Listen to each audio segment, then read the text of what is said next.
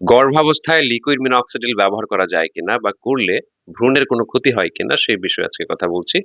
প্রথম সারির যে জার্নাল গুলো আছে যেমন journal of medical genetics, then American journal of medical genetics, তো সেখানে কিছু পিয়ার রিভিউড আর্টিকেল পাওয়া যায়। মানে এরকম স্বীকৃত কিছু গবেষণা চালানো হয়েছে। মানে যারা হচ্ছে প্রেগন্যান্ট তাদের উপরে দেখা যায় এরকম গবেষণা চালানো হয়েছিল। তো যেই রেজাল্ট গুলো আসলে পরবর্তীতে পাওয়া গেছে, তো সেগুলোর আলোকে আমি আজকে আলোচনাটা করব।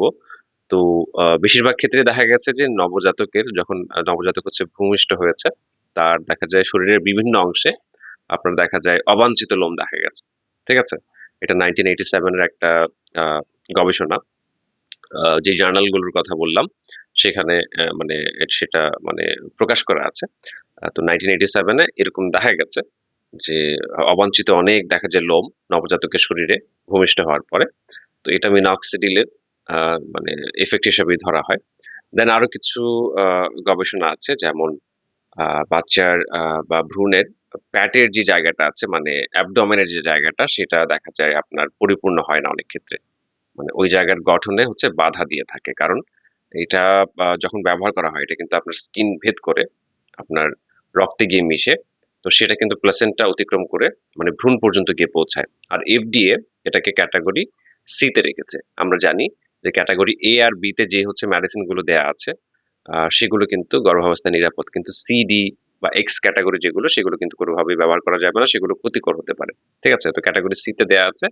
তো সেই ক্ষেত্রে it might be harmful for fetus মানে ফিটাসের জন্য বা ভ্রূণের জন্য হচ্ছে এটা ক্ষতিকর। দ্যাটস ওয়াই এটা ক্যাটেগরি সি তে রাখা হয়েছে।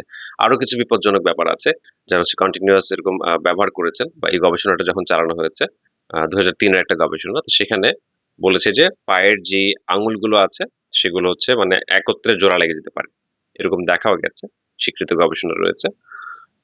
বা দেন হাড়ের বিকৃতি পাশাপাশি দেখা যায় কার্ডিওভাস্কুলার সিস্টেম মানে বাচ্চার যে স্বাভাবিক আ আ মানে হৃদস্পন্দন থাকার কথা বা পালস থাকার কথা সেটা একটু অস্বাভাবিক হতে পারে।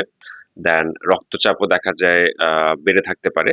মানে এটা মানে খুব র‍্যাপিড চেঞ্জ হতে পারে। ঠিক আছে? স্বাভাবিক যেরকম থাকার কথা সেরকমটা আ দেখা যায়নি।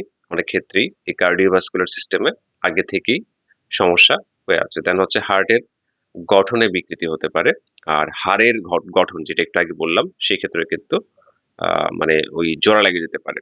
২ টা বা ৩ টা আঙ্গুল জোড়া লেগে যেতে পারে এরকম দেখা গেছে। তো মানে আসল কথা হচ্ছে যে প্রেগন্যান্সি অবস্থায় কোনোভাবেই লিকুইড মিনঅক্সিডিল ব্যবহার করা একদমই উচিত নয়। ঠিক আছে? যেহেতু এতগুলো স্বীকৃত গবেষণা রয়েছে, পিয়ার রিভিউড আর্টিকেল রয়েছে। আশা করি বুঝাতে পেরেছি। ধন্যবাদ।